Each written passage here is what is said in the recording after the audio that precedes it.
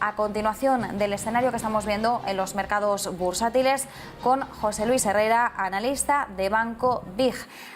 Muy buenas, ya tardes, ya hemos pasado el umbral de la 1 de la tarde. José Luis, muchas gracias por acompañarnos estos minutos.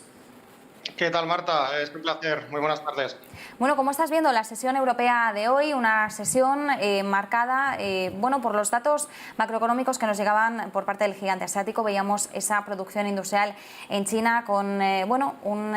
claro mazazo a la segunda potencia económica del mundo. Estábamos hoy muy pendientes de esas previsiones de la Comisión Europea. Vemos cómo rebaja todavía más las previsiones de crecimiento para la eurozona y cómo aumenta las proyecciones de inflación en un 6,1%, la sitúa ya para este año 2022. ¿Cómo crees que están confluyendo esos mensajes de cara a la sesión que estamos viviendo hoy?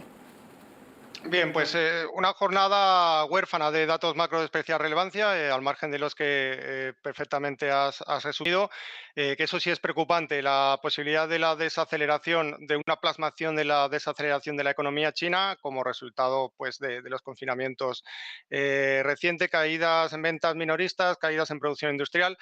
Y en general, pues una jornada bastante tranquila, sin grandes oscilaciones, la que estamos viendo en la renta variable, que está yendo por el momento de más a menos. Se salva pues tímidamente el IBEX y en general en Europa caídas. Especial también interés en lo que puedan estar haciendo las criptomonedas, todo el mundo cripto que muchas veces lo pasamos por alto y bueno, por el momento pues el Bitcoin, que es digamos el activo de referencia, está intentando mantener los $29.500 y bueno, muy importante lo que pueda hacer en torno a ese amplio margen entre los 27.000, 30.000, porque podría ser la barrera técnica que en caso de perforarse pues pudiera de alguna manera incitar al resto de los activos cripto a un nuevo tramo bajista y eso pues bueno, por esa correlación que parece que el mercado empieza a temer en cuanto a una posible comunicación sistémica, pues sí que podría de alguna manera también afectar al resto de activos. En general, pues bueno, tranquilidad. El euro dólar tímidamente por encima del nivel 1,04 después de haber hecho pues el pasado viernes un mínimo que hacía muchos años que no se tocaba, alrededor del 1,03 y medio, y el oro pues por debajo de los $1.800 por onza, probablemente influido por la fuerte subida que está teniendo el dólar, que por fin parece que se empieza a poner en precio, trasladado en cuanto a poder de compra o en cuanto a moneda de referencia en lo que es el oro negro. Mientras tanto, queda 1 hora y cuarto para que abra sus puertas Wall Street. Seguimos viendo unos futuros que apuntan en tono negativo. Vemos como el Dow Jones ahora mismo, los futuros están recortando en torno a 1 décima, algo más de 2 décimas en el caso del Standard & Poor's 500, 4 décimas en el caso del Nasdaq, y también estamos viendo las distintas declaraciones que nos llegan por parte de entidades. Morgan Stanley dice que no hay que fiarse del rebote que hemos estado viendo en el mercado estadounidense y prevé más caídas para Wall Street. Bajo tu punto de vista, en estos momentos, José Luis, ¿cuáles serían los niveles que deberíamos vigilar desde el punto de vista técnico en Wall Street? Pues es verdad que el mercado es vulnerable a caídas adicionales, pero en el muy corto plazo y posiblemente por la fuerte sobreventa o por pues la teoría de opinión contraria, debido a lo que nos muestran algunos indicadores de teoría de opinión contraria, pues lo que estamos es asistiendo a un rebote, ya digo, en el muy corto plazo, que sí que podría tener continuidad en las próximas jornadas. Pero pues lógicamente va a depender también del plazo del inversor. Desde un punto de vista técnico, y mostramos creo que lo estáis viendo, el gráfico del Nasdaq 100,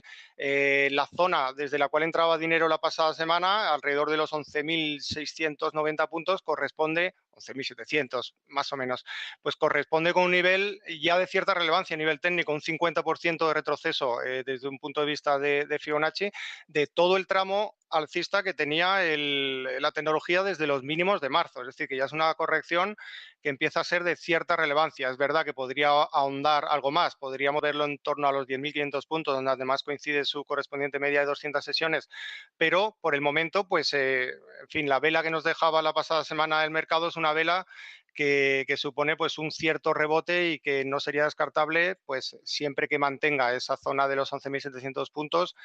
pues que pudiéramos ver una continuidad por lo menos en próximas jornadas, sin que haya grandes razones, pero por mor de esa misma situación de sobreventa, pues bueno, podría ser más que justificable. Y especial atención también pues a lo que nos muestra el oscilador. Realmente este cruce de zona de extrema sobreventa suele ser certero, pero también es verdad muchas veces que el mercado pues vuelve, o que las medias, mejor dicho, vuelven una vez que cortan al alza a resbalar a la baja, y eso sí que sería sintomático bueno, de caídas adicionales. Desde el lado europeo, ¿qué niveles vigilan los principales índices? Pues si tomamos el DAX 40 alemán como referente, pues vemos que siguen siendo válidos también los mínimos que nos dejaba la pasada semana, alrededor de los 13.270 puntos, que coincide con la base de este pues gran canal lateral que nos viene describiendo desde los altos el pasado mes de enero, y que nos da una zona clave en el corto plazo, esos 13.250, 13.270 puntos, y a vigilar al alza si considera dejar atrás los 14.200, porque podría continuar con el rebote iniciado. José Luis, por último, ¿cuál es el sentimiento que estás viendo generalizado entre los inversores en un momento bueno en el que están pesando y mucho pues esas previsiones, como decimos, macroeconómicas, de crecimiento a escala global, perspectivas de inflación, trabas en las cadenas de suministro, el bloqueo en China, los temores porque se agrave todavía más la situación del conflicto bélico? Ahora mismo, ¿cómo se está encauzando todo ese sentimiento en los mercados? Es cierto que es un sentimiento negativo, no podía ser de otra manera. Realmente son muchos los factores que pesan, y que en otras circunstancias de mercado quizás ya hubiéramos visto unas mayores caídas, pero bueno, también es verdad que hay determinados indicadores como el VIX que lo tenemos en estos momentos por debajo, además de un 15 o un 20% al menos, en torno a un 15% por debajo de los máximos que llegaba a cotizar la pasada semana, que se topaba además con una zona, porque también es cuantificable desde un punto de vista técnico, o podríamos decir, o también podemos graficarlo, ¿no?, desde un punto de vista técnico, y se topaba con los altos que nos dejaba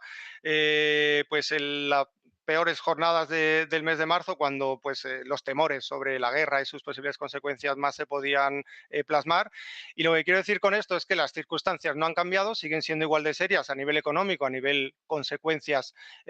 por la guerra, pero pues bueno, desde entonces pues ha habido grandes movimientos, grandes oscilaciones, y en general el mercado, pues quitando Estados Unidos, pues bueno, está en una situación de cierta recuperación, por lo menos en Europa. En conclusión, pues vamos a vigilar niveles técnicos, vamos a vigilar lo que pueda venir en cuanto a datos macro y la consiguiente pues actuación en términos de política monetaria, que es a lo que realmente hay que dar importancia, porque es verdad que las consecuencias de la guerra se verán, se acabarán viendo en la economía, pero quizás no todavía, quizás no sea hasta el año 2023 cuando empecemos a ver esas consecuencias, y lo que está el mercado ahora mismo poniendo el foco es pues en toda la cuestión de política monetaria, y para eso pues a vigilar muy mucho también activos como el eurodólar, sobre todo pues bueno, por esa especial fortaleza que tiene el dólar, por el hecho no solamente de ser activo refugio, sino de que esté un paso por delante la Fed en cuanto a pues quitar esos estímulos de política monetaria que han estado sosteniendo el mercado durante los últimos años. Nos quedamos, por tanto, con ese análisis. José Luis Herrera, como siempre, muchísimas gracias por atender la llamada de Negocios Televisión. Un placer. Feliz lunes. Nosotros nos quedamos con ese análisis, con la